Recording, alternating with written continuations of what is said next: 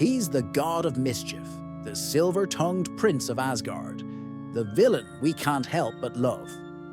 For millions, this is Loki, Tom Hiddleston's charismatic anti-hero, driven by a glorious purpose and a tangled relationship with his brother, Thor.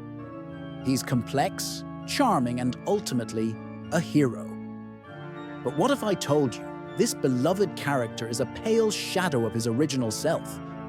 That the Loki of ancient myth is not a misunderstood prince, but a force of pure, terrifying chaos. The Loki we see in the Marvel Cinematic Universe is presented as the adopted son of Odin, a frost giant found and raised as an Asgardian. This sets up a deep-seated jealousy, a feeling of being an outsider that fuels his entire journey. It's a powerful and relatable story. But in the original Norse myths, the story is far darker and more alien. Mythological Loki isn't an adopted son of Odin at all. He's a Jotun, a giant from the land of chaos, Jotunheimer. His parents are the giants Farbauti and Laufey. He's not Odin's son. He's his blood brother, bound by a sworn oath. He's an outsider who has talked his way into the halls of Asgard, but he never truly belongs. He is chaos personified, walking among the gods of order. And this fundamental difference changes everything, especially when we look at his family. In the MCU, Loki has no children of his own. But in the myths, his offspring are the stuff of nightmares, literal monsters destined to bring about the end of the world. With the giantess Angerboda, Loki fathered three of the most feared beings in all of Norse mythology. First, there is the great wolf, Fenrir, a beast of such immense size and strength that he grows larger every day, so terrifying that only one god, Tyr, dares to feed him. Eventually, the gods tricked Fenrir and bound him, but not before he bit off Tyr's hand. It is prophesied that at Ragnarok, the twilight of the gods, Fenrir will break his chains and devour Odin himself. Then, there is Jörmungandr, the Midgard serpent, a snake so colossal that Odin cast him into the sea surrounding the world of men. He grew so large that he encircles the entire earth, biting his own tail. He is Thor's ultimate nemesis, and their final fatal battle is a cornerstone of the Ragnarok prophecy. And finally, there is Hel. She's not a vengeful goth sister like Hela in the MCU. Loki's daughter Hel was cast down into the underworld, given dominion over all who die of sickness or old age. Her realm is a place of cold and shadow, and she herself is described as being half living woman, half rotting corpse.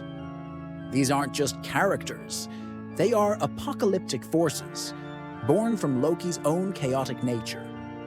This is a far cry from the lonely prince we see on screen. So if mythological Loki wasn't driven by sibling rivalry, what did motivate him? The MCU gives us a clear arc.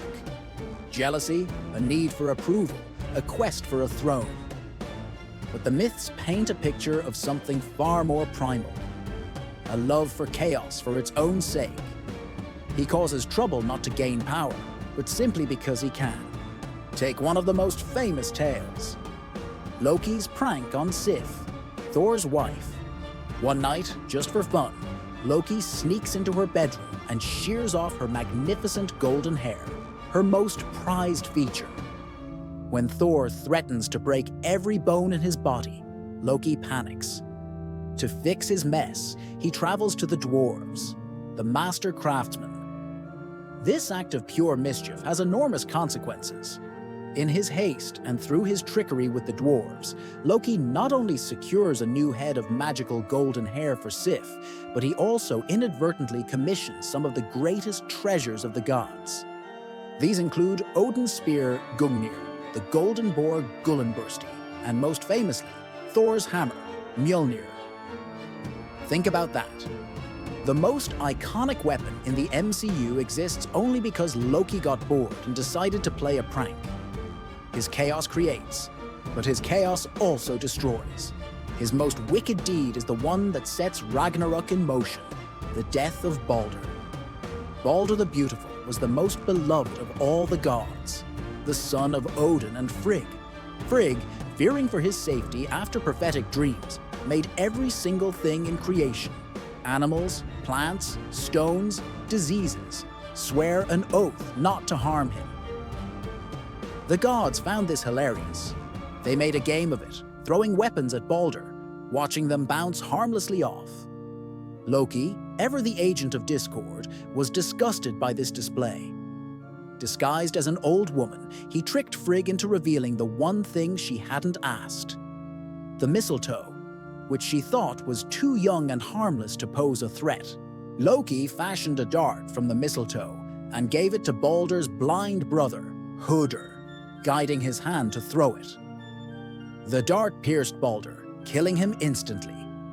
This wasn't for a throne. It wasn't out of jealousy for Baldur's popularity. It was the ultimate disruption. He saw harmony and felt an irresistible urge to shatter it. This single act of malice dooms the gods. Without Baldur, the light and purity of Asgard are gone, and the path to its final destruction is laid bare. This is the true, terrifying nature of the mythological trickster. One of the most fascinating aspects of mythological Loki is his fluidity. He's a master shapeshifter, and this extends beyond just illusions. In the myths, Loki's identity is not fixed. He changes his form and, significantly, his gender. One of the most famous examples is the story of Odin's eight-legged horse, Sleipnir. When the walls of Asgard needed to be rebuilt, a giant offered to do the job in an impossibly short time, demanding the sun, the moon, and the goddess Freya as payment. His only help was his powerful stallion, Svadilfari. As the deadline approached, it became clear the giant was going to succeed. Panicked, the gods turned to Loki. To sabotage the work, Loki transformed himself into a beautiful mare and lured the giant's stallion away. The giant failed to meet the deadline, and sometime later, Loki, still in mare form, gave birth to Sleipnir, the greatest of all horses, who he then gifted to Odin. Yes, in the original myths, Loki is literally the mother of Odin's steed. This gender fluidity is a core part of his character, a being who transcends the normal boundaries of identity. Now, fast forward to the 21st century. The MCU, particularly the Loki series, cleverly reinterprets this. It introduces the concept of variants, different versions of Loki from across the multiverse. We meet Sylvie, a powerful and determined female Loki who carves out her own destiny. We see classic Loki, Kid Loki, even an alligator Loki. The show directly addresses his fluid nature, with his gender officially listed as fluid on his TVA file. While the MCU avoids the more bizarre and explicit details of the myths, it beautifully translates that core concept of a fluid, ever-changing identity for a modern audience, turning a mythological trait into a key theme of self-acceptance and defying definition. So, how did we get from a monstrous, chaos-wielding catalyst of doom to a self-sacrificing hero on a quest for free will? The evolution of Loki is a story about storytelling itself. The mythological Loki is a necessary evil. He is the crack in the perfect facade of the gods, the agent of chaos that creates, destroys, and ultimately drives the narrative towards its epic conclusion, Ragnarok.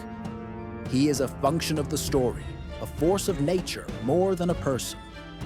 The MCU, however, needs something different. It needs characters with motivation, with pathos, with arcs we can follow and invest in. So, Marvel took the raw materials, the mischief, the shapeshifting, the outsider status, and forged them into one of the most compelling characters in modern fiction. They gave the chaos a cause, a search for identity and purpose. They transformed the bringer of Ragnarok into the man who tried to stop it, who fought to protect the timeline, and give everyone a chance at free will. In the end, which Loki is the real one? The answer is both. One is an ancient warning, a myth about the disruptive, untamable forces that exist in the world. The other is a modern parable about identity, redemption, and the struggle to define our own purpose in a universe that seems to have a plan for us. From a terrifying harbinger of doom to a tragic, self-aware god, Loki's story has truly found its most glorious purpose in the telling and retelling. Thank you so much for watching.